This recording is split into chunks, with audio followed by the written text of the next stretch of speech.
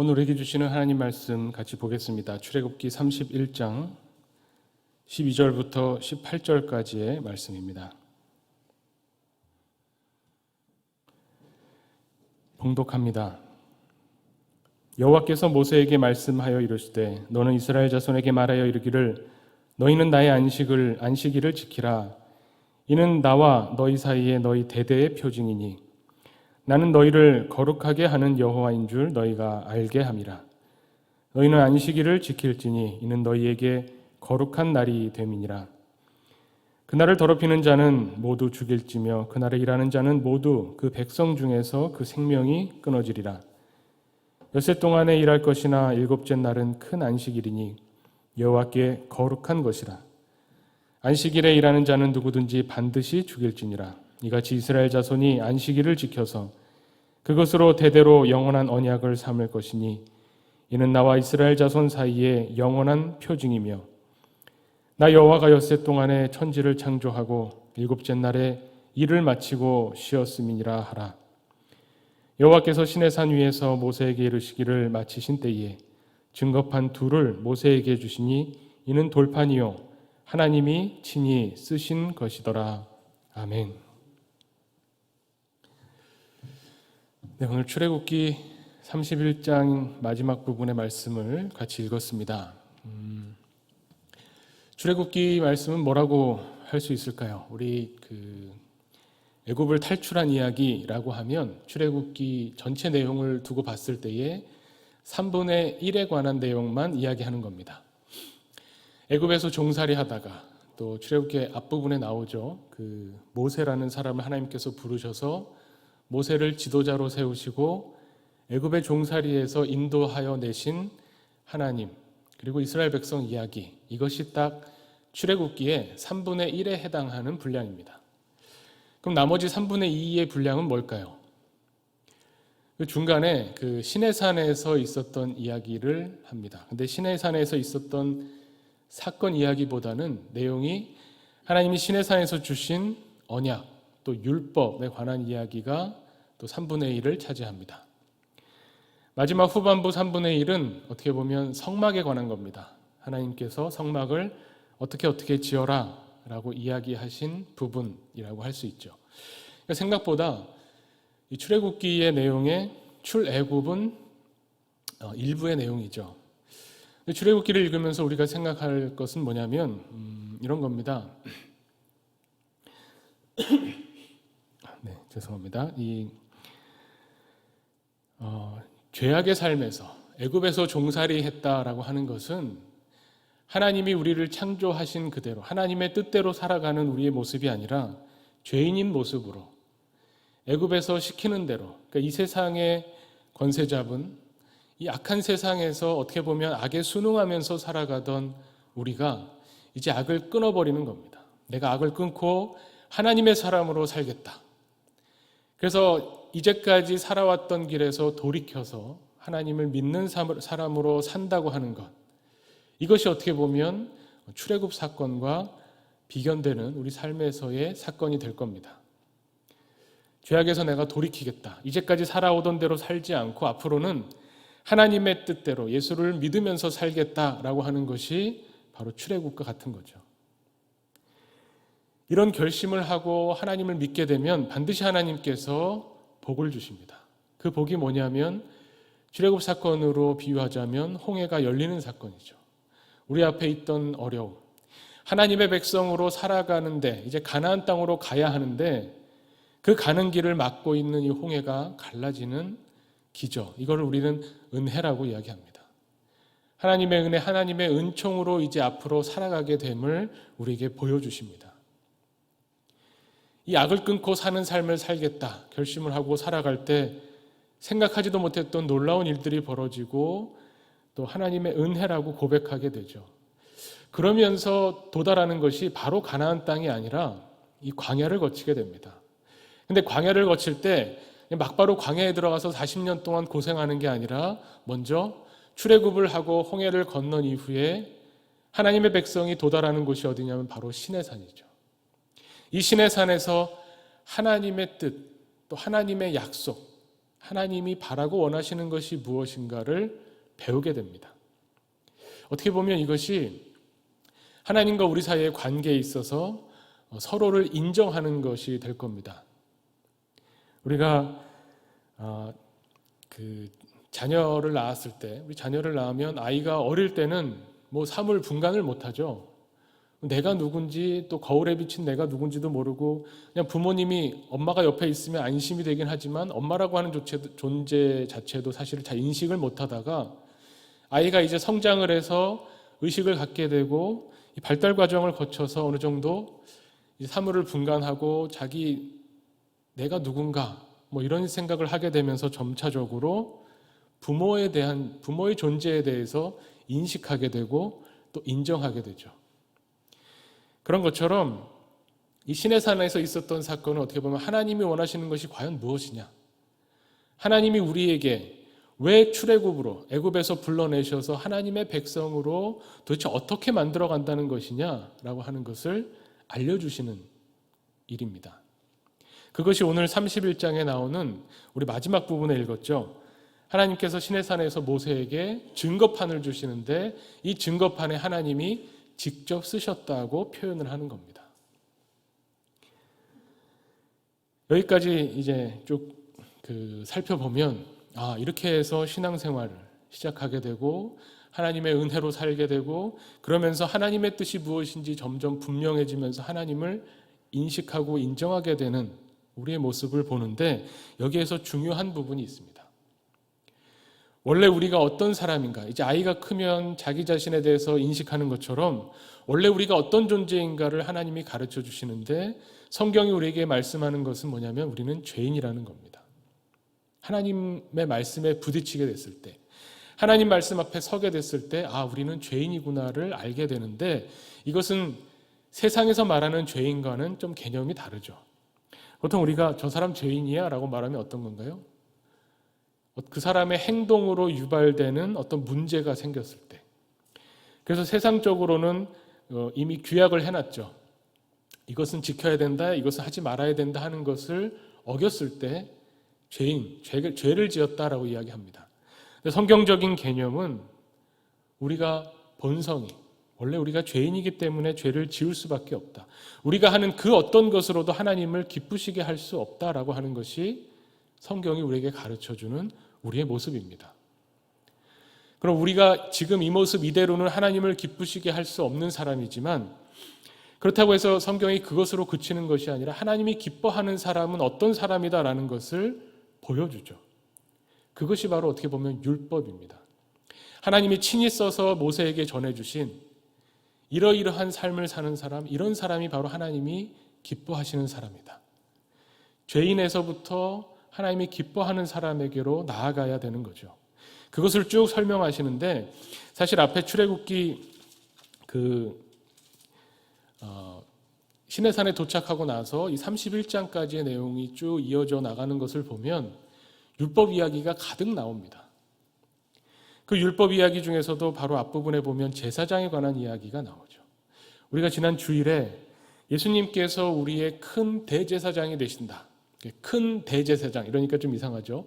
위대한 대제사장이 되신다라고 하는 것을 우리가 함께 나눴습니다. 거기에서 더 자세히 나누지 못한 것 중에 뭐가 있냐면 왜 예수님을 대제사장이라고 표현하는 걸까? 성경에서. 제사장이 하는 역할이 무엇인가? 제가 제사장을 가지고 더 깊이 들어가진 못했는데 조금 더 자세히 말씀드리면 이런 겁니다. 하나님께서 제사장을 세우신 것은 물론 하나님의 백성들을 대신해서 제사를 지내는 것으로 대속, 죄인인 우리의 죄를 용서해 주시는 것을 대신 하나님 앞에 나가서 구하는 그런 역할도 제사장에게는 있습니다.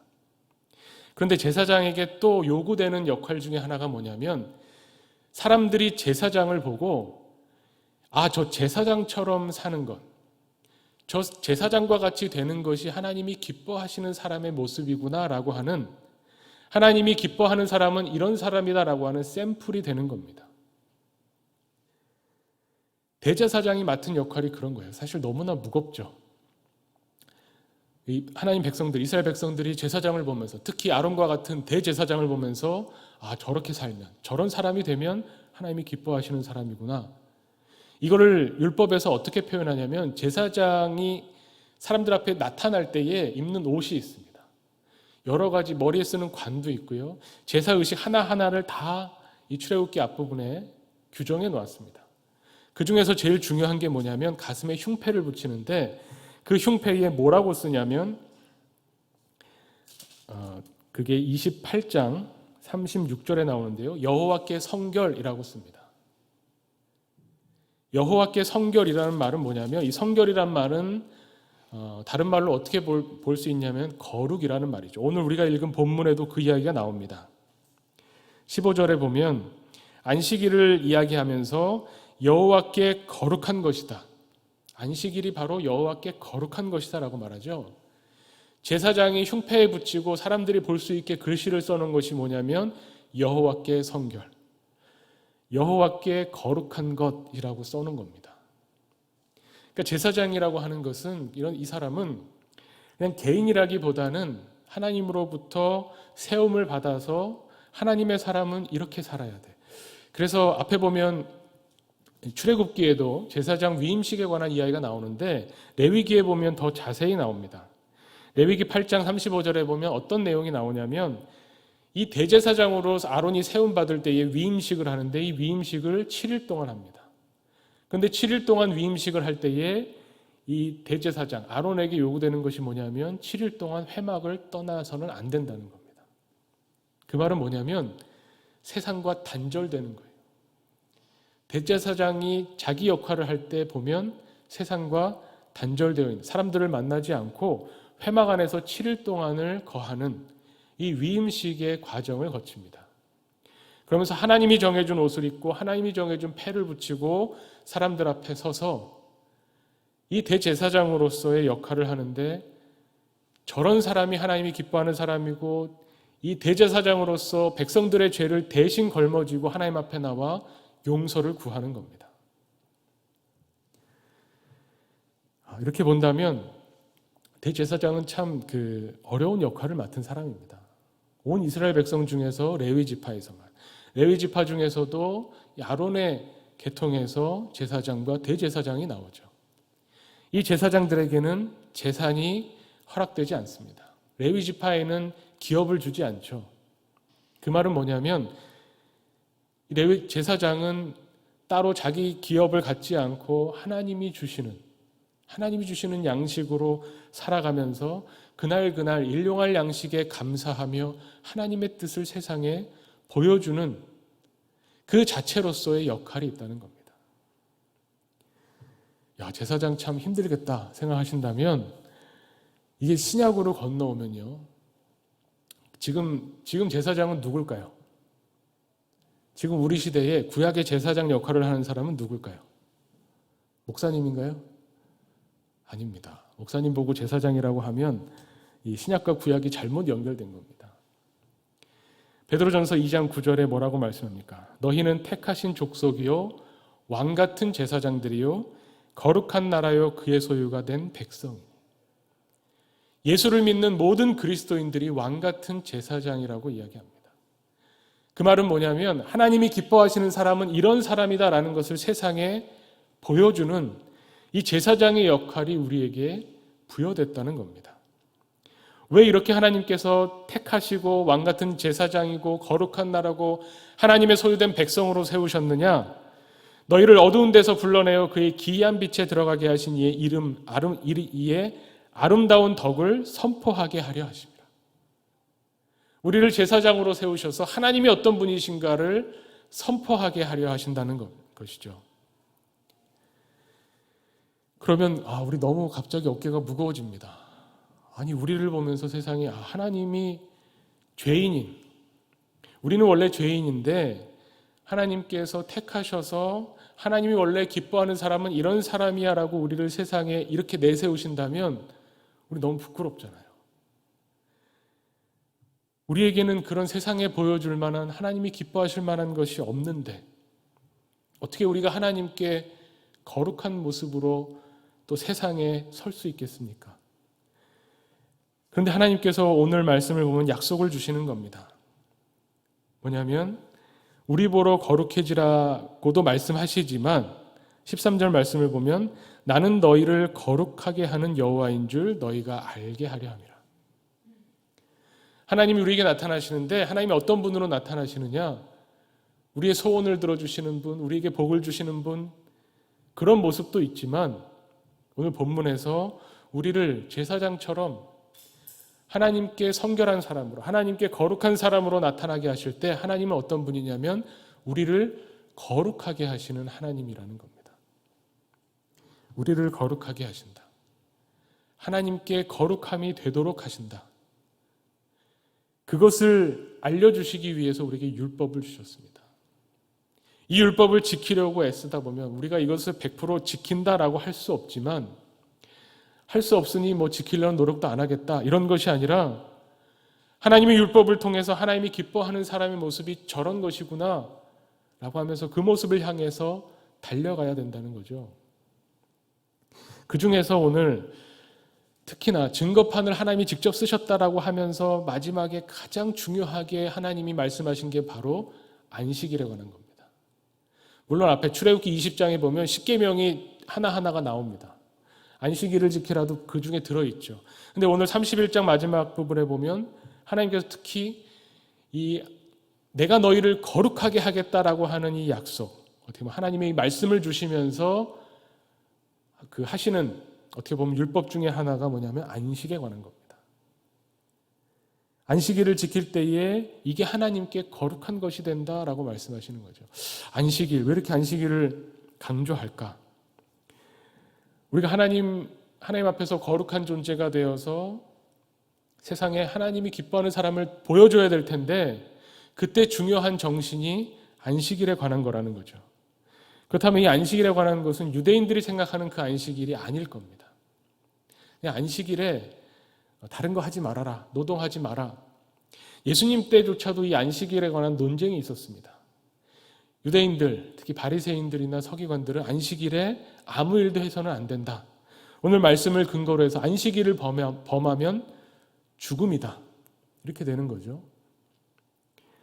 안식일을 이렇게 귀하게 여기는데 마가복음에 보면, 마가복음 2장에 보면 이 예수님과 바리새인들과 안식일 논쟁이 붙습니다.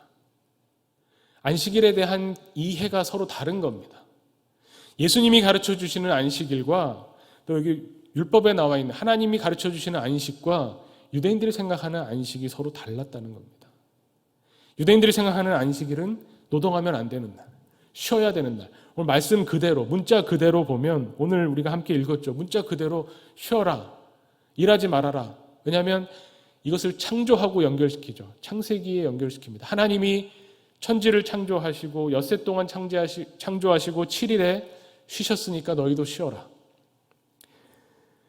이 안식일을 그냥 쉬는 것으로만 생각하면 안식일에 대한 이해가, 안식일을 이해하기가 참 어렵습니다. 일하면 안 되는 날, 하나님이 금하셨으니까 어기면 벌 받는 날, 이것이 안식이 아니라 예수님께서 정확하게 안식일에 관한 내용을 알려주시죠. 그 내용을 토대로 해서 오늘 이 본문에 나오는 이 안식에 관한 이야기를 보면 결국 하나님께 거룩하게 되는 것, 하나님이 우리를 거룩하게 만들어 가시는 것과 연관이 있는 거죠. 만들어가는 것과 연관이 있다는 건 뭘까요? 뭘 하지 않으셨다는 게 아닙니다. 하나님이 창조를 엿새 동안 하시다가 7일에 쉬셨으니까 뭘 하면 안 돼, 이게 아니라 오히려 적극적으로 생각해야죠. 오늘 본문을 다시 보면요, 어디를 보시냐면 17절을 봅니다. 이게 그 겹치는, 계속 반복되는 것 같으면서도 이 17절에 핵심이 나오는데 뭐라고 말씀하시냐면 나 여호와가 엿새 동안에 천지를 창조하고 일곱째 날에 일을 마치고 쉬었음이라. 뭐 느껴지는 게 없어요?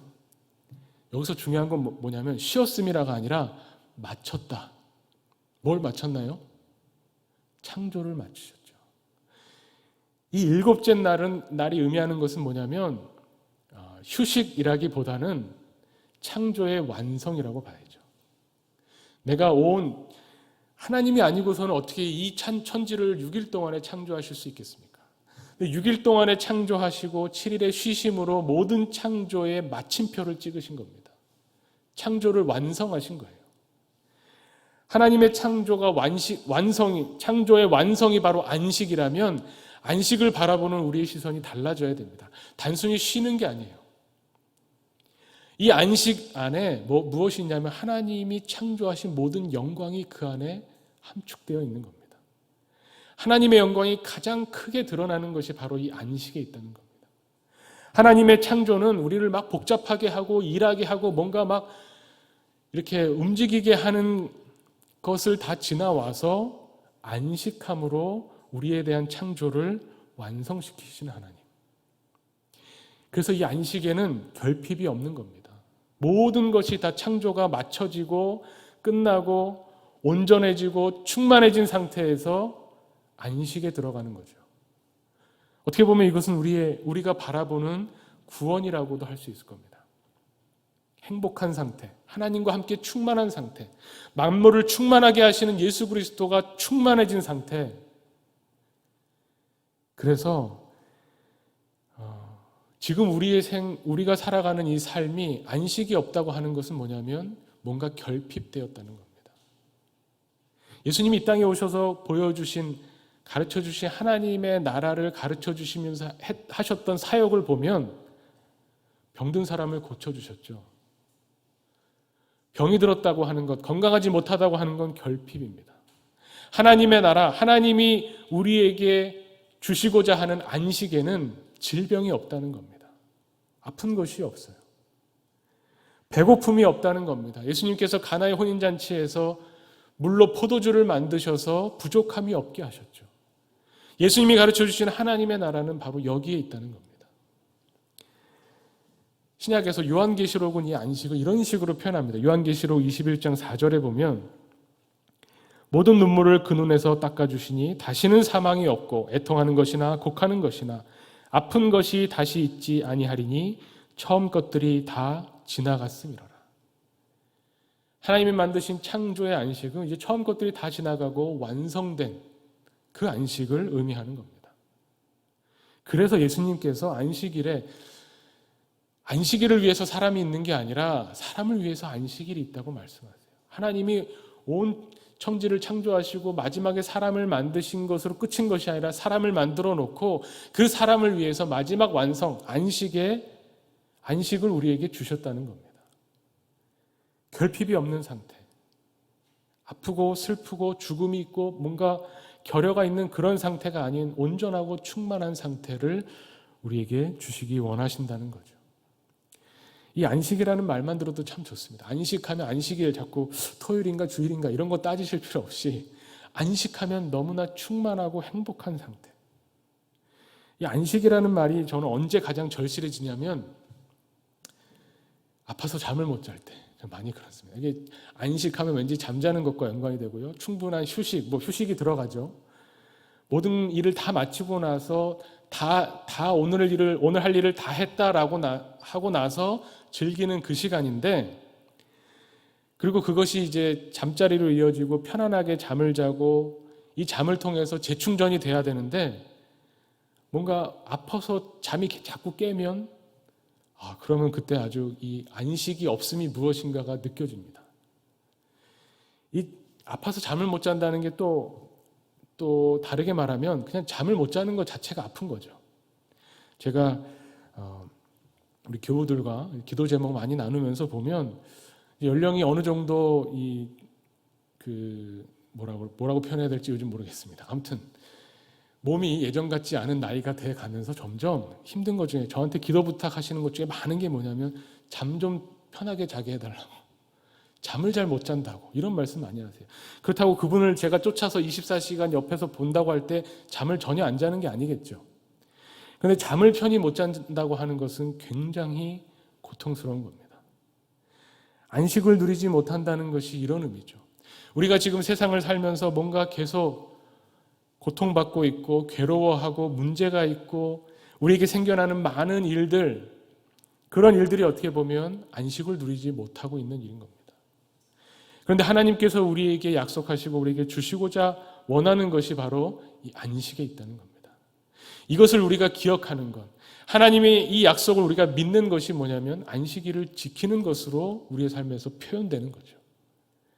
안식일을 지키라라는 하나님 말씀은 그래서 우리에게 지워지는 짐이 아닌 겁니다.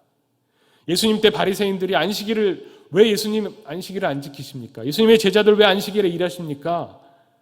이런 논쟁거리가 아니라 하나님이 우리에게 주시기 원하는 그 안식을 이 땅에서 누려볼 수 있는 그 방법을 주님이 가르쳐 주시기를 원한다는 겁니다. 그래서 마가복음 그 2장에 나오는 안식일 논쟁의 마지막 부분이 뭐냐면 2장 28절에 예수님께서 말씀하시죠. 이러므로 인자는 안식일의 주인이니라. 이 안식일을 지킨다고 하는 것이 무엇을 말하는 것이냐?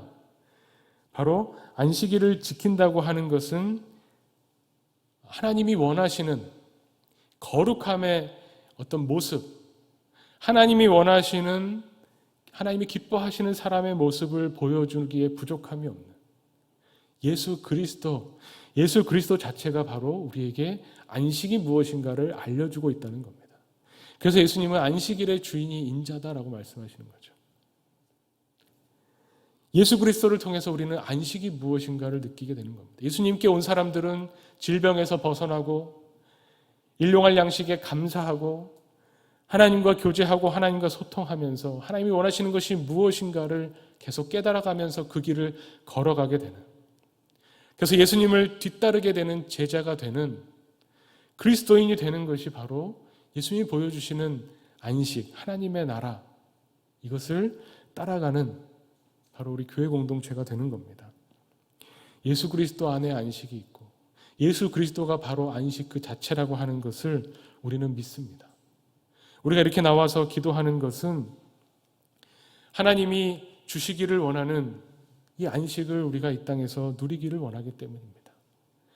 우리가 안식을 누릴 때 세상에 하나님이 원하시는 사람이 이런 사람이다, 하나님이 원하시는 삶이 바로 이런 삶이다, 이것을 보여줄 수 있게 되겠죠. 그런데 이것이 내 노력으로, 내 힘으로, 나의 인격으로 드러나는 것이 아니라 우리가 따르는 예수 그리스도를 통해서 드러나게 된다. 하나님이야말로 우리를 거룩하게 하시는 하나님이시다라고 하는 것을 우리가 다시 한번 고백하게 되는 겁니다. 오늘 말씀을 통해서 우리가 또 한번 이 기도의 자리로 하나님 앞에 나와서 기도할 힘을 얻습니다. 하나님, 우리를 거룩하게 하신다고 하셨으니까 하나님께 성결, 하나님께 거룩한 사람으로 우리를 만들어 가신다고 하셨는데 하나님의 그 거룩함을 우리가 오늘도 누리기를 원합니다. 예수 그리스도를 통해서, 예수 그리스도를 만남을 통해서 하나님 우리에게 주시고자 하는 그 안식을, 하나님의 충만하신 그 상태를, 하나님의 영광이 드러나는 하나님의 구원하심을 우리가 오늘도 체험하기를 원합니다. 우리가 하나님 앞에 나와 간구하며 기도할 때에 우리의 부족함을 채우시고 하나님께서 우리를 거룩하게 인도하실 줄 믿습니다. 우리 시간에 함께 또 기도의 자리로 나아가겠습니다.